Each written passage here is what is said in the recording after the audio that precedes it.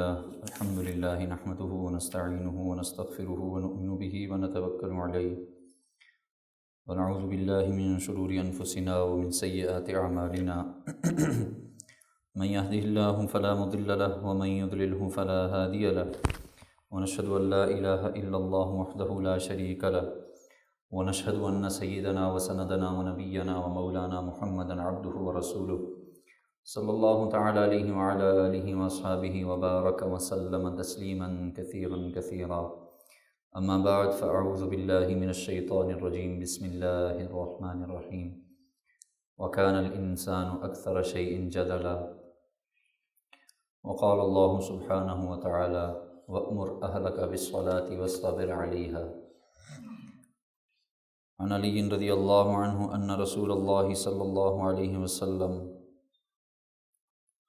فرقه وفاطمة بنت محمد صلى الله عليه وسلم فقال ألا تصلون فقلت يا رسول الله إنما أنفسنا عند الله فإذا شاء أن يبعثنا بعثنا فانطلق النبي صلى الله عليه وسلم ولم يرجع إليه شيئا ثم سمعت وهو مدبر يضرب فخذه يقول وكان الإنسان أكثر شيء جدلا او کما قال صلی اللہ تعالیٰ علیہ وسلم۔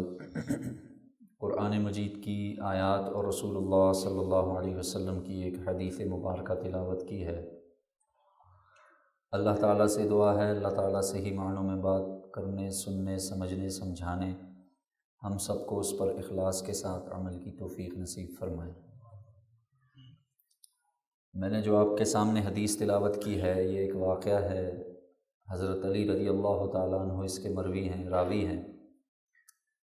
وہ فرماتے ہیں کہ ایک شب ایک رات ہم اپنے گھر میں تھے، اپنے گھر سے مراد میں اور میری اہلیہ رسول اللہ صلی اللہ علیہ وسلم کی بیٹی حضرت فاطمہ، چونکہ ان کا مکان نبی علیہ السلام کی یعنی مکان کی پشت پہ تھا، پیچھے والی سائیڈ پہ۔ ایک رات نبی علیہ السلام تشریف لائے، دروازے پہ دستک ہوئی، ہم دونوں سوئے ہوئے تھے۔ نبی علیہ السلام کے لیے ظاہر ہے ہم نے پوچھا کون؟ اللہ کے رسول نے فرمایا کہ میں ہوں۔ میں آگے بڑھا، میں نے دروازہ کھولا اور جیسے ہی دروازہ کھولا تو نبی علیہ السلام نے میری آنکھوں کو دیکھ کر سمجھ گئے کہ میں ابھی جیسے سویا ہوا اٹھتا ہے آدمی، میں ابھی سو کے اٹھا ہوں۔ اس پر نبی صلی اللہ علیہ وسلم نے مجھ سے سوال کیا الا تصلون، کیا تم نے نماز نہیں پڑھی؟ اس پر حضرت علی رضی اللہ تعالیٰ عنہ نے ایک جواب دیا، یا رسول اللہ صلی اللہ علیہ وسلم ہم کیا کر سکتے ہیں، ہماری روحیں، ہمارے جسم یہ اللہ کے قبضے میں ہیں، ہماری آنکھیں، ظاہر ہے سارا جسم اللہ کے قبضے میں، تو جب اللہ چاہتے ہیں ہم سو جاتے ہیں اور جب اللہ چاہتے ہیں ہم اٹھ جاتے ہیں۔ تو گویا نبی علیہ السلام کا جو سوال تھا اس کے جواب میں حضرت علی رضی اللہ تعالیٰ عنہ نے یہ تعویل پیش کر دی کہ ہم کیا کر سکتے ہیں۔ حضرت علی فرماتے ہیں اللہ کے رسول علیہ السلام نے مجھ سے اور کوئی بات نہیں کی اور مڑے، ایک دم مڑے، میری طرف سے چہرہ موڑا اور آگے جانے لگے۔ بس اتنا میں سن رہا تھا کہ نبی علیہ السلام اپنی ران مبارک پر بار بار ہاتھ مار رہے تھے، جیسے ایسے ہاتھ مار رہے تھے اور ایک جملہ ارشاد فرما رہے تھے وَكَانَ الْإِنسَانُ أَكْثَرَ شَيْءٍ جَدَلًا، یعنی انسان بڑا جھگڑالو ہے، یعنی بحث مباحثہ کرتا ہے بہت زیادہ۔ حالانکہ حضرت علی فرماتے ہیں کہ جو میں نے بات عرض کی، نقل کی، آپ علیہ السلام سے ذکر کی، آپ نے مجھے اس پر کوئی بات نہیں ارشاد فرمائی، مجھے کوئی کسی قسم کی کوئی بات نہیں، لیکن آپ کے انداز سے میں سمجھ چکا تھا کہ میں نے جو آپ سے بات کی ہے یہ بات درست نہیں ہے۔ اب اس حدیث سے بہت سے باتیں، بہت سی چیزیں جو ہمارے سمجھنے کی ہیں وہ انشاءاللہ کوشش کروں گا عرض کروں۔ سب سے پہلی بات تو یہ ہے کہ اللہ کے رسول علیہ السلام نے یہ جو عمل کیا ہے اس سے یہ ثابت ہوتا ہے کہ آدمی نہ صرف خود نمازوں کا اہتمام کرے بلکہ جو اس کے زیر سایہ ہیں، زیر تربیت ہیں، ان لوگوں کو بھی باقاعدہ نماز کی تاکید کرتا رہے، یعنی صرف اپنی نماز پر اکتفا نہ کرے آپ کی اولاد، بیوی بچے، یہ سب انسان کے زیر سایہ ہیں، ان کو بھی باقاعدہ طور پر نماز کی تلقین کرتا رہے، اور یہ قرآن کا لازمی حکم ہے۔ وَأْمُرْ أَهْلَكَ بِالصَّلَاةِ، اے نبی آپ اپنے گھر والوں کو نماز کا حکم دیجئے۔ اس سے یہ پتہ چلا کہ بھائی صرف اپنی، یعنی آدمی کے لیے یہ کافی نہیں ہے کہ میں نمازی ہوں، پورا نمازی تب بنے گا جب اس کے گھر کا ہر فرد نمازی بنے گا۔ آج یہ دیکھا گیا ہے کہ بھئی آدمی الحمدللہ بہت اہتمام کے ساتھ نماز کا یعنی ترتیب بناتا ہے، لیکن گھر والوں سے غافل ہے۔ بچے نہیں پڑھ رہے تو کوئی مسئلہ نہیں، اور بیوی نہیں پڑھ رہی تو کوئی مسئلہ نہیں، اس نے اپنی قبر میں جانا ہے، میں نے اپنی قبر میں جانا ہے، ایسی بات نہیں ہے۔ ہر ایک سے سوال کیا جائے گا اس کی رعیت کے بارے میں۔ تم میں سے نبی علیہ السلام نے کیا فرمایا؟ کلکم راع وکلکم مسئول عن رعیتہ، تم میں سے ہر ایک شخص نگہبان ہے، ہر ایک شخص سے اس کی رعایا کے بارے میں پوچھا جائے۔ اس لیے یہ جملے بڑے پرانے ہو چکے ہیں، اس نے اپنی قبر میں، میں نے تو اپنی قبر میں جانا ہے، انہوں نے اپنی قبر میں جانا ہے، نہیں۔ زیر سایہ یہ لفظ ذہن میں رکھیں، جو آپ کے ماتحت آ گیا اب آپ کے ذمے ہے آپ اس کو حکم دیں۔ فرض نماز کے بارے میں ہے، یہ نفل کے بارے میں نہیں ہے۔ نبی علیہ السلام نے جو اپنے حضرت علی اور حضرت فاطمہ کے لیے جو تشریف لائے تھے وہ تہجد کی نماز کے لیے تھا، یہ ذہن میں رکھیں، فرض کے لیے نہیں تھا۔ فرض تو ظاہر ہے ان سے ممکن ہی نہیں ہے کہ ان سے فرض چھوٹ جائے، نفل کے لیے آپ علیہ السلام تشریف لائے تھے اور ان کو جگا رہے تھے، یعنی تہجد کا وقت ہے۔ اور نبی علیہ السلام سے یہ ثابت نہیں ہے کہ آپ نے اپنے اہل خانہ کے علاوہ کسی اور صحابی کو تہجد کے لیے جگایا ہو۔ اس سے پتہ چلا کہ نفل کے لیے اہتمام ضروری نہیں ہے۔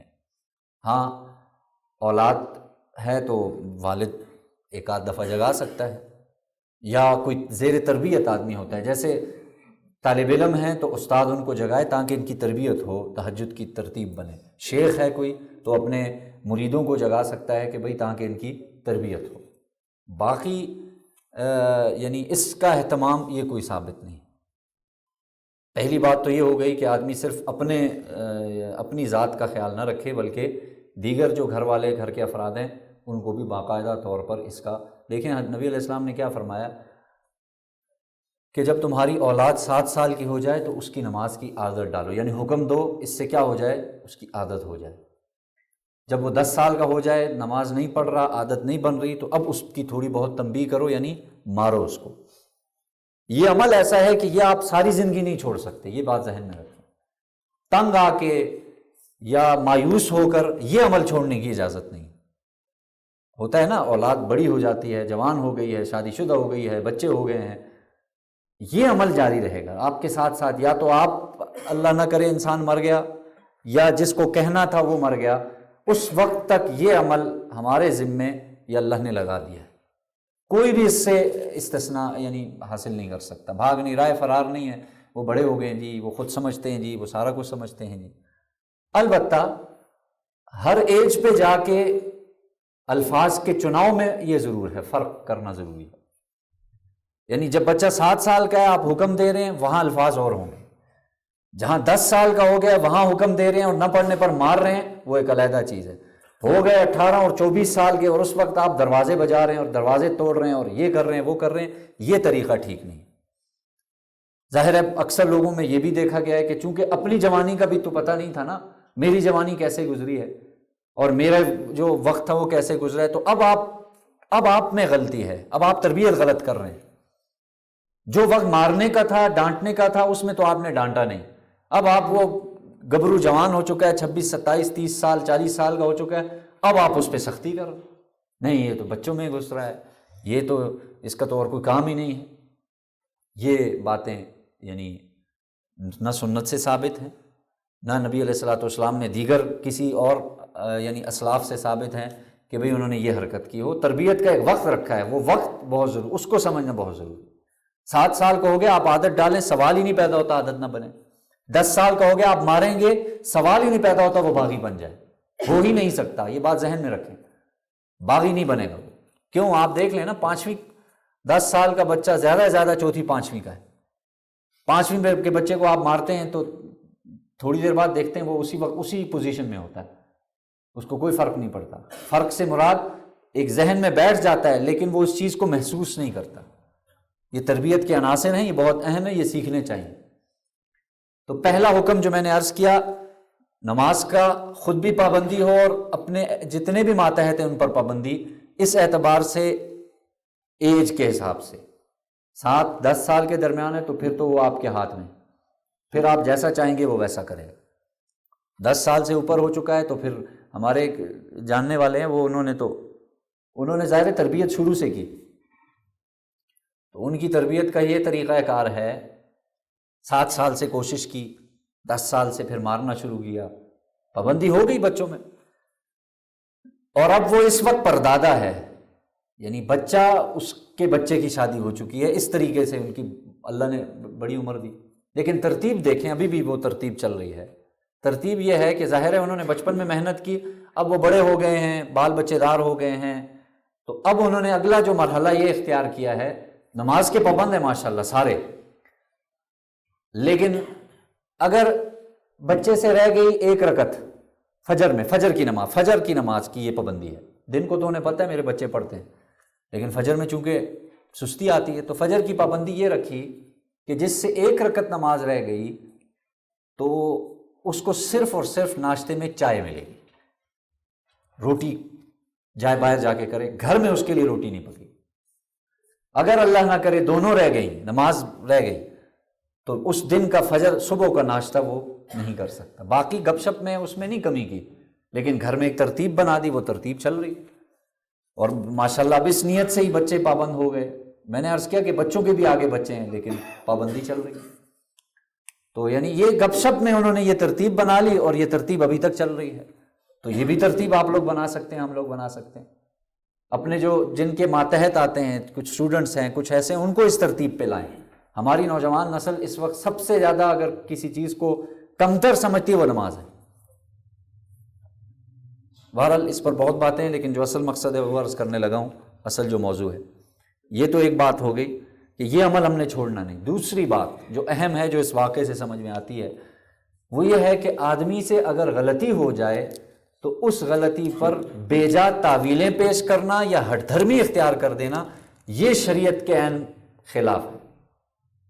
آپ سے غلطی ہوگی، آپ تسلیم کر لیجئے جی مجھ سے غلطی ہو، اعتراف کر لینا، یہ بہت اللہ نے یعنی اس کے دل میں ابھی ہدایت کسی بھی وقت اللہ اسے دے دیں گے، جس کے دل میں غلطی ماننے کا ہونا کہ بھائی مجھ سے غلطی ہوگی، اس کو اللہ ابھی نہیں ہدایت تو اس کو کچھ عرصے بعد ہدایت مل جائے گی۔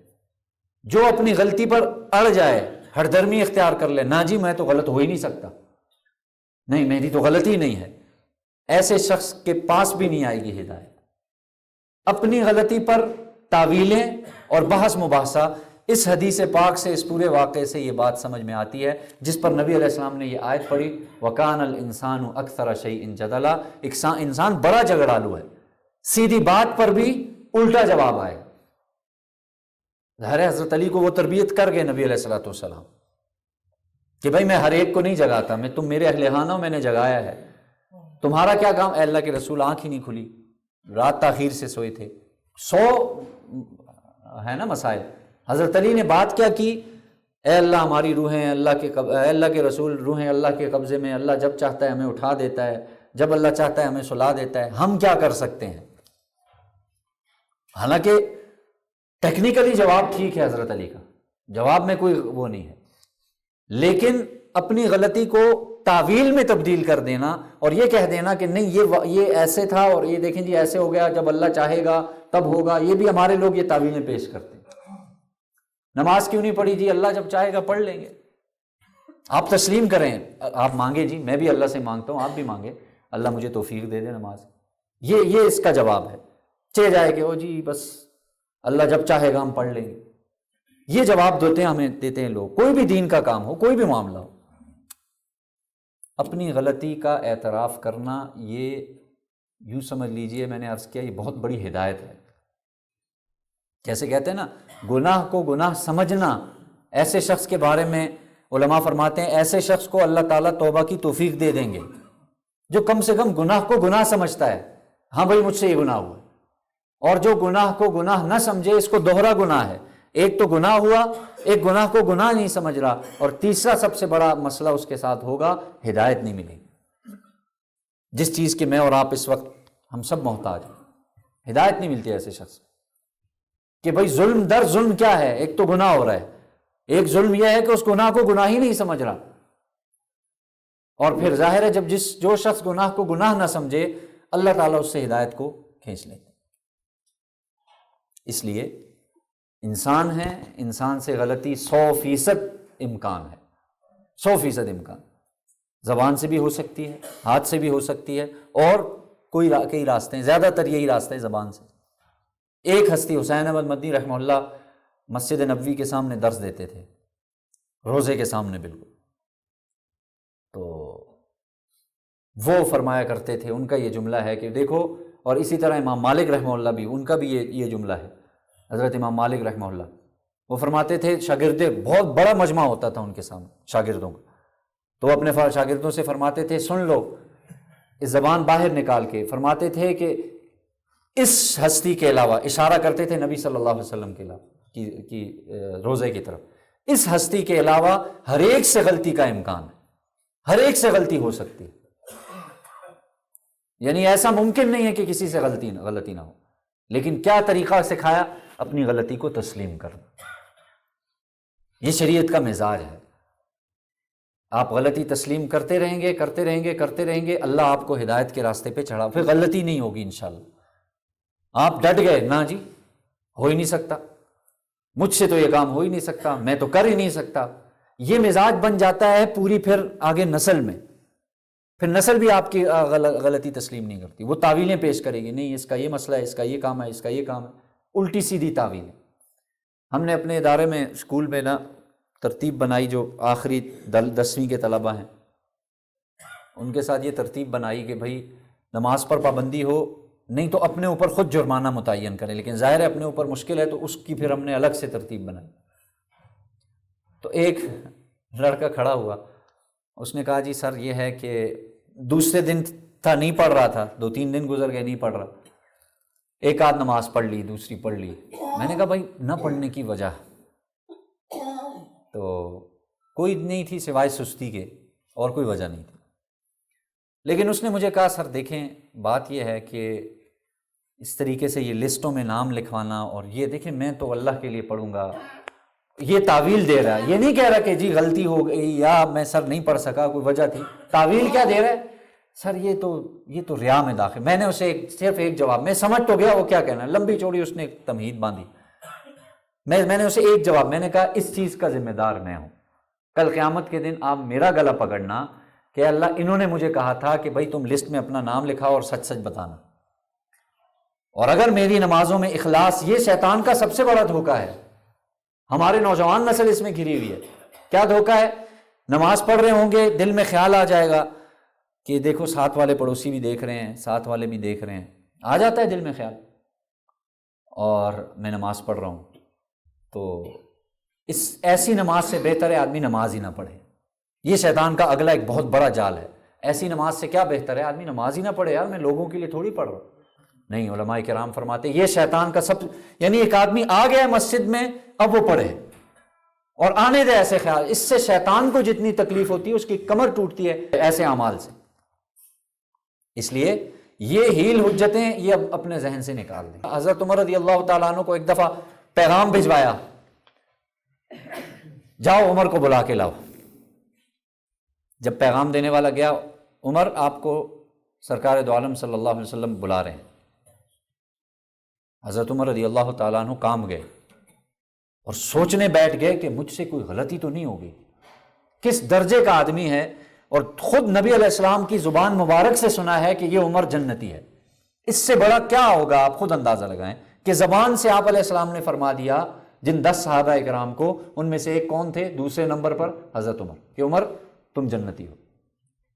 اس کے باوجود بیٹھ کے خوف سے سوچ رہے ہیں کہیں مجھ سے کوئی غلطی تو نہیں ہوگی، اور یہ فیصلہ کر کے آ گئے پہلے ہی معافی مانگ لوں گا۔ لیکن آئے تو وہ نبی علیہ السلام نے کوئی اور بات کرنی تھی، کوئی اور بات کر دی۔ اور پھر کیا اکثر پوچھا کرتے تھے کہ جو منافقین کی لسٹ ہے اس لسٹ میں میرا نام تو نہیں ہے، یہ پوچھ سکتا ہے اس درجے کا آدمی، لیکن وہ پوچھ رہے ہیں کہ بھائی ہم سے کوئی بھی غلطی ہو سکتی ہے، ہم انسان ہیں۔ حضرت ابو ذر غفاری رضی اللہ تعالیٰ عنہ، نبی علیہ الصلوۃ والسلام ایک دم سے مسجد میں فرما رہے ہیں کہ بھائی تباہ ہے، برباد ہے وہ شخص۔ یہ اپنا کانپنے لگ گئے، ان کی ٹانگیں کانپنے لگ گئیں کہ بھائی کہیں میرے بارے میں تو مجھ سے کوئی ایسی سوچ میں پڑ جاتے صحابہ کہ مجھ سے یہ، یعنی نبی علیہ السلام نے یہ بات ارشاد فرمائی ہے، اس کے پیچھے اب دیکھوں کہ مجھ سے کون پوری زندگی اپنی ٹٹول رہے ہوتے تھے، اسلام لانے کے بعد سے لے کر اب تک مجھ سے کوئی غلطی تو نہیں ہوگی۔ سوچتے سوچتے سوچتے کہتے ہیں میں نے پھر خود ہمت کی کہ ظاہر میں موجود تھا، میں نے کہا اللہ کے رسول کون؟ اب نبی علیہ السلام پر وحی کی کیفیات طاری ہو گئی، جو وحی میرا سانس نکل گیا اور خون خشک ہو گیا، ابھی فیصلہ آتا ہے یہ شخص، اس کے بارے میں کہ یہ شخص تباہ ہو گیا، حالانکہ یہ بہت بڑے درجے کے صحابہ میں سے۔ اب کہنے لگے کہ میں نے تو پوچھ لیا، اتنے میں وحی کے آثار، میں اور ڈر گیا، بالکل سر جھکا لیا اور خون خشک ہو گیا، دل دھڑک رہا ہے خوف سے۔ اب وحی ختم ہوئی، اس پر اللہ کے رسول علیہ السلام نے فرمایا ایسے مالدار لوگ کہ جو صرف اپنا مال اپنی ذات کے لیے رکھتے ہیں اور اس میں سے خرچ نہیں کرتے، کہتے ہیں تب میری سانس میں سانس آئی۔ میں نے کہا ٹھیک ہے، مال تو میرے پاس ہے نہیں، اور ان کو یہ ڈر تھا میرا نام لے کے کہیں نہ ہو۔ پھر وہ فرماتے ہیں، روایت پوری اس طرح ہوتی ہے، آپ علیہ السلام نے فرمایا الا، مگر وہ لوگ کہ جو مالدار تو ہیں اور اپنے ہاتھوں سے مٹھی بھر بھر کے صدقات و خیرات کرتے رہتے ہیں، ان کے علاوہ باقی سب مالدار ہلاکت میں۔ بہرحال عرض کرنے کا جو میرا مقصد تھا وہ یہ تھا کہ بھئی جو بھی غلطی ہو جائے، چاہے گھریلو اعتبار سے ہو، دینی اعتبار سے ہو، کوئی کمی رہ گئی ہے اعمال میں، تسلیم کرے۔ جب اللہ کے سامنے ہو انسان تو سب سے پہلے آدمی اپنے گناہوں کا اعتراف کرے۔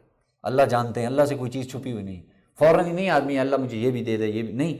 آدمی اس وقت اپنے آپ کو فقیر جان کر یہ کہے کہ اے اللہ میں سر سے پاؤں تک گناہوں میں ہوں، تو جانتا ہے میں جانتا ہوں، تو نے پردہ رکھا، اے اللہ ابھی بھی پردہ رکھا، آخرت میں بھی پردہ رکھنا، لیکن آپ جانتے ہیں کہ میں گنہگار ہوں۔ جب گناہوں کا اعتراف ہوتا ہے نا، پھر اس کے بعد انسان کی کیفیت، دعا کی کیفیت بدل جاتی، پھر وہ سمجھ جاتا ہے کہ معاف کرنے والی ذات ایک اکیلے اللہ کی ذات ہے۔ اللہ تعالیٰ سے دعا ہے اللہ تعالیٰ ہمیں اس بات پر، اور یہ جو واقعہ ہے اس واقعے سے جو سبق حاصل ہونے والے ہیں، اللہ تعالیٰ ان سبق کو سمجھنے کی اور ان پر عمل کی توفیق نصیب فرمائے۔ مسجد کے لیے کسی نے کچھ رقم رکھی تھی، نیت کی تھی کہ یہ رقم اتنی، ہوتا ہے نا، میں یہ کام، یا کام تو نہیں بھئی، میں اپنے ماہانہ رقم میں سے یہ رقم میں نے 1000 روپیہ میں نے مسجد کے لیے رکھا ہوا الگ سے۔ 1000 ویسے کہہ دیا، کوئی زیادہ بھی رکھ سکتا ہے۔ اب مسئلہ یہ ہوتا ہے کہ اب وہ رکھ تو لی ہے، اچانک سے آپ کو کوئی اس سے زیادہ یا اس جتنا ہی ایک اور صدقے کی جگہ مل گئی۔ مثال کے طور پہ کسی یتیم بچی کی شادی کا موقع ہے، آپ نے سوچا کہ یہ رقم میں نے مسجد کے لیے رکھی تھی، آیا یہ اس بچی کی شادی کے لیے میں دے سکتا ہوں یا نہیں دے سکتا ہوں؟ یہ اصل میں مسئلہ ہے۔ اس میں سمجھ لیجئے، اگر کسی شخص نے قسم نہیں کھائی کہ اللہ کی قسم میں اتنی رقم اللہ کے گھر میں دوں گا، ایک بات۔ دوسری بات، اگر کسی شخص نے منت نہیں مانی، نظر نہیں مانی، جو ہوتا ہے نا ہمارے یہاں نظر کا طریقہ ہے، اگر میرا یہ کام میں امتحان میں پاس ہو گیا تو میں 1000 روپیہ مسجد میں دوں گا، یہ دونوں کام نہیں ہیں تو پھر اس رقم کو وہ کہیں پر بھی دے سکتا ہے۔ صرف نیت کی ہے، کیونکہ اس نے مسجد کی نیت کی اور رقم الگ کی ہے، یعنی اس کے لیے کوئی مسئلہ نہیں۔ ہاں، قسم کھا لی یا نظر مان لی، منت مان لی کہ بھئی اگر میرا یہ کام ہو گیا تو میں یہ، ایسے ہی سمجھ لیجئے، بہت سے لوگ ہیں زکوٰۃ کی رقم آدمی الگ کر کے رکھتے تھے، آپ نے رکھ دی لفافے میں ڈال کے، آپ کی اپنی زکوٰۃ ہے لفافے کہ بھئی اس میں سے میں مستحقین کو دیتا رہوں گا۔ اچانک آپ کو ضرورت پڑ گئی، اچانک سے کوئی بیماری، کوئی مسئلہ ہو گیا، اب آیا اس رقم میں سے آپ لے سکتے ہیں یا نہیں لے سکتے؟ تو لے سکتے ہیں آپ، کیونکہ فی الوقت آپ اس کے مالک ہیں، آپ جو چاہے کر سکتے ہیں، دوبارہ اس میں ڈال لیجئے یا کسی مستحق کو بعد میں دے دیجئے اپنی ضرورت پوری ہونے کے بعد، کوئی ایسے مسئلے والی بات نہیں ہے۔ اچھا، نظر کے حوالے سے تھوڑا سا اور سمجھ لیجئے، بہت سے لوگ نظر میں نا کہتے ہیں جی اس میں اگر کا لفظ ہوتا ہے، اگر اللہ نے میرا یہ کام کر دیا تو میں پھر یہ کر لوں گا، اگر یہ کام کر لیا تو یہ کر لوں گا، وہ اس کو اتنی اہمیت نہیں دیتے، اگرچہ صدقہ اپنی جگہ پہ ہے، ظاہر ہے صدقہ اس سے یعنی اس کی اپنا ایک ترجیحات ہیں۔ وہ کیا ہیں؟ صدقہ کیا ہے؟ آپ کسی بیماری کا انتظار نہیں کرتے، یا اللہ معاف کرے، اللہ حفاظت کرے سب کی، کسی ایکسیڈنٹ کا انتظار نہیں کرتے، یا آپ وہ آپ ویسے دیتے رہتے ہیں، ظاہر افضل عمل ہے کہ آپ دے رہے ہیں۔ نظر میں یہ ہے کہ آپ اس میں ایک معاہدہ ہوتا ہے کہ بھئی اگر میرا یہ کام ہوا تو میں یہ اللہ کے راستے میں دوں گا۔ یہ بات ذہن میں رکھیں کہ اس کی اپنی ایک اہمیت ہے، یہ کوئی ناجائز یا کوئی ایسا نہیں ہے۔ بعض لوگ اس کو بالکل ہی کسی کھاتے میں ہی نہیں سمجھتے، یہ ایسا نہیں۔ دیکھیں قرآن کا حکم وَلْيُوفُوا نُذُورَهُمْ، قرآن کا حکم ہے، اور چاہیے کہ وہ اپنی نظروں کو پورا کریں، جو منت مانی ہوئی ہے اس کو پورا کریں۔ اب نظر میں تھوڑی سی میں تفصیل اس کی عرض کر دوں، پھر جو ہے نا وہ موقع نہیں ملے گا۔ دیکھیں منت یا نظر میں جو بھی چیز آپ کرتے ہیں وہ واجب ہو جاتی ہے، ضروری ہو جاتی ہے۔ ضروری کا لفظ میں استعمال نہیں کرنا چاہتا کیونکہ شریعت میں ضروری نہیں، شریعت میں واجب ہے، لیکن عام ٹرم میں آپ کو سمجھانے کے لیے لازم ہو جاتا ہے اس کے ذمہ، اب اس سے کوئی چارہ کار نہیں ہوتا۔ لیکن ایسی چیزوں کی نظر ہوگی کہ جو عبادت ہو، بس یہ آسان سا فارمولہ سمجھ لیجیے۔ آپ نظر ان چیز کی مان سکتے ہیں جو عبادت ہو، مطلب نظر سے مراد کیا ہے؟ اگر میں امتحان میں پاس ہو گیا تو میں مسجد میں 1000 روپیہ دوں گا۔ یہ جو مسجد میں 1000 دینا ہے یہ کیا ہے؟ عبادت ہے۔ اب اس کی اور آسان سی میں، اگر میں امتحان میں پاس ہو گیا میں 10 دفعہ وضو کروں گا، یہ کوئی نظر نہیں، کیونکہ وضو بذات خود کوئی عبادت نہیں ہے، یہ تو نماز کے لیے شرط ہے نا، خود کوئی عبادت نہیں۔ مثال اور آسان کر دیتا ہوں، اگر میں امتحان میں پاس ہو گیا تو جی میں آپ کو آئس کریم کھلاؤں گا، کوئی ضروری نہیں آئس کریم کھلانا، کیوں؟ اس لیے کہ یہ عبادت نہیں ہے۔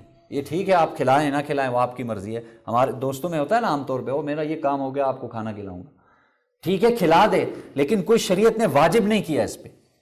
اگر ایک آدمی نے یہ منت مانی اگر میں امتحان میں پاس ہوا تو میرا یہ ارادہ ہے میں 10 مسکینوں کو ڈھونڈ کر انہیں آئس کریم کھلاؤں گا، اب یہ عبادت ہوگی۔ کیوں؟ اس لیے کہ مسکینوں کے بارے میں، چونکہ یہ مسکینوں پر صدقہ ہو گیا، اور صدقہ یہ کیا ہے؟ ایک عبادت ہے۔ اس لیے نظر ان چیزوں کی مانی جائے گی جس میں عبادت ہوگی۔